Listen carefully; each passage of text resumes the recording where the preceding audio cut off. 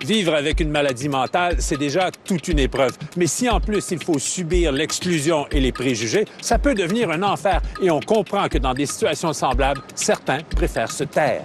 Chaque personne avec un problème mental a, à un moment donné, à faire face à ça. Est-ce que je divulgue ou non?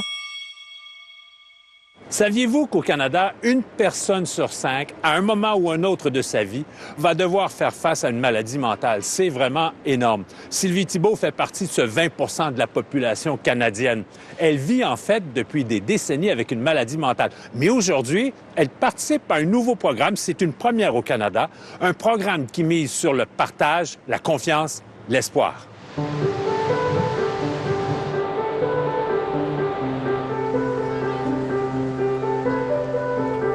Sylvie Thibault habite Lac-du-Bonnet, village pittoresque sur les rives de la rivière Winnipeg au Manitoba.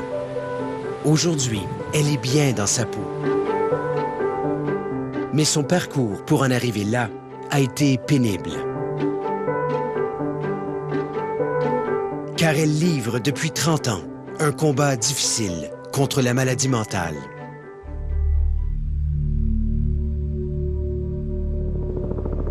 Originaire de l'Outaouais, elle travaillait avec son mari dans un village forestier en Abitibi lorsqu'elle fait une première dépression dans les années 80.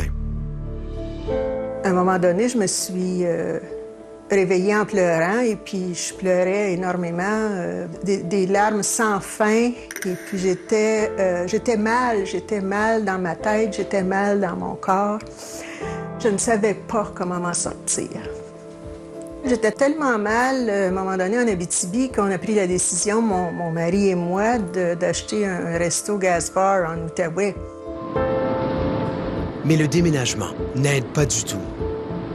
Au niveau fonctionnel, je fonctionnais. Mais mentalement, j'étais en dépression, totalement dépressive. J'étais dans les larmes continuelles. C'était devenu intolérable. Là. C'était pas une vie du tout. Là. Mentalement, c'était vraiment pas bien. 1 an plus tard, elle met fin à son mariage. Son fils adolescent reste avec son père alors qu'elle déménage à Montréal, où elle entame une nouvelle carrière. J'ai été massothérapeute pendant 20 ans. J'adorais mon métier et puis je voulais le pratiquer jusqu'à l'âge de 82 ans. Mais des problèmes d'arthrite aiguë dans ses mains l'obligent à mettre fin à sa carrière. Ça a été l'enfer, ça a été un calvaire quotidien parce qu'à chaque jour, je devais dire adieu à chacun de mes clients, un par un. Désillusionnée, elle décide de rejoindre sa mère et sa sœur au Manitoba. C'est le début d'une autre dépression, pire encore que la première.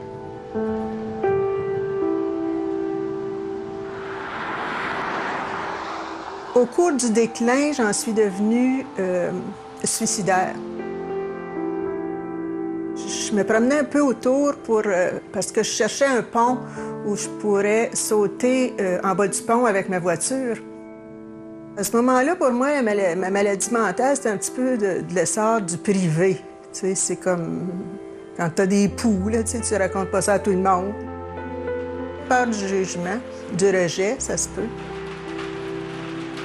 Le parcours de Sylvie Thibault est typique de beaucoup de gens qui souffrent de troubles mentaux.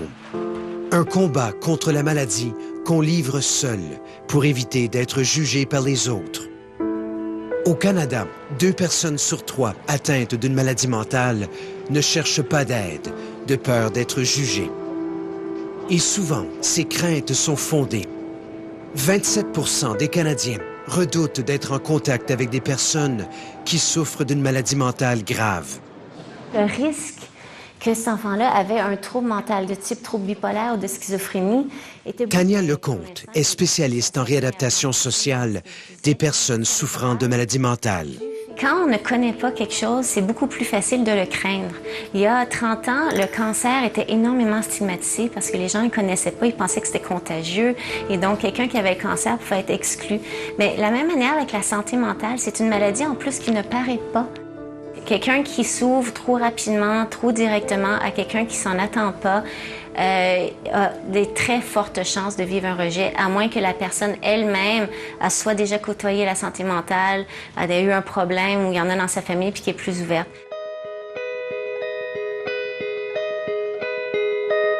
Moi, je pense pas d'aller au Québec avant l'automne. Après plusieurs mois au seuil du désespoir, Sylvie Thibault consulte un psychiatre sous l'insistance de sa famille. Quand le diagnostic est tombé, c'était dépression nerveuse, c'était attaque de panique, anxiété, beaucoup d'anxiété. C'était tout ça, un mélange de tout ça, paranoïa aussi. Et puis, donc, à ce moment-là, j'ai été médicamentée.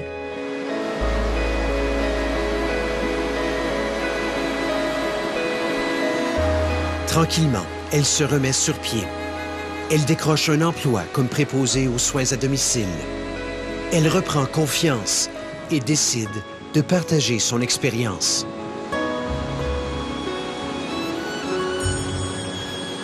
Hello, I'm Sylvie. On va dans les écoles, on va dans les organismes, dans les conférences, on va dans les églises, dans les centres de personnes âgées.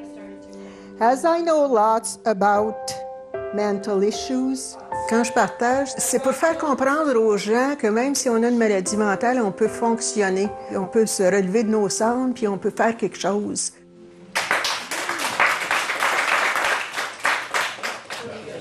Le contact direct aide beaucoup les personnes à réaliser, mais attends un peu, là, c'est quelqu'un comme moi.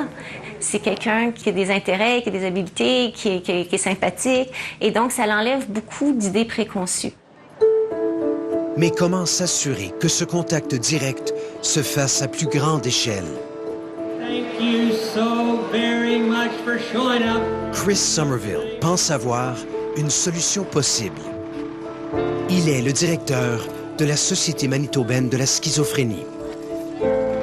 Depuis 20 ans, il lutte contre la stigmatisation. Mais le travail est à refaire à chaque fois que survient un événement tragique relié à des problèmes de santé mentale. L'écrasement délibéré du vol de Germanwings en France, par exemple, ou le meurtre de Tim McLean, décapité dans un autobus Greyhound au Manitoba en 2008. La médiatisation d'événements horribles de ce genre nourrit les mythes entourant la maladie mentale, comme celui voulant que les personnes atteintes soient toutes violentes. Les préjudices sociaux mènent toujours à la discrimination.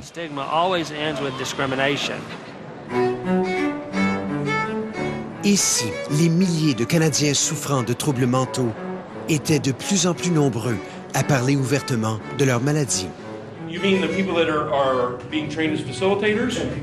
C'est dans cette optique qu'une vingtaine de personnes se sont réunies à Winnipeg en mai 2015. Elles souffrent toutes de troubles mentaux et elles sont ici pour apprendre à divulguer leur maladie à certaines personnes dans leur vie. Puis, elles deviendront des mentors, prenant sous leur tutelle des gens qui souffrent aussi de troubles mentaux. On montre aux gens comment raconter leur histoire, non seulement leur propre expérience face à la maladie mentale, mais aussi la façon dont ils s'en sont sortis. La seule façon de combattre la stigmatisation, c'est d'encourager les gens à en parler. C'est comme une pyramide. 2 personnes en parlent à 2 autres, ces 4 personnes en parlent à 4 autres, donc 16 personnes en parlent à 16 autres. On espère ainsi créer un vaste mouvement. Sylvie Thibault fait partie de la première cohorte de gens qui suivent cette formation. Chaque personne avec un problème mental a, à un moment donné, à faire face à ça. Est-ce que je divulgue ou non? Que ce soit dans l'obtention d'un travail, que ce soit quand on débute une nouvelle relation privée, que ce soit avec la famille ou avec des amis. Le cours se donne dans une ambiance éducative et rassurante qui laisse place aux questions personnelles du genre « Est-ce que je parle ou pas de ma maladie mentale? Si oui, comment savoir à qui me confier? Et de quelle façon raconter mon histoire? » Je me sens tout croche depuis des semaines. Oh. Veux-tu payer? On a tous nos problèmes. Bien que la honte associée aux troubles mentaux soit encore bien réelle, la discussion sur ces maladies est mise en valeur plus que jamais au pays. Donc, la seule solution possible à la souffrance, c'était la mort. Et les personnalités connues sont de plus en plus nombreuses à dévoiler leur propre combat contre la maladie mentale. Tous ceux qui regardent cette émission connaissent quelqu'un qui vit avec une maladie mentale, mais qui ne leur en a peut-être pas parlé. Ça peut être un frère, une sœur. Ça peut être un père, une mère, un oncle, une tante, des petits-enfants.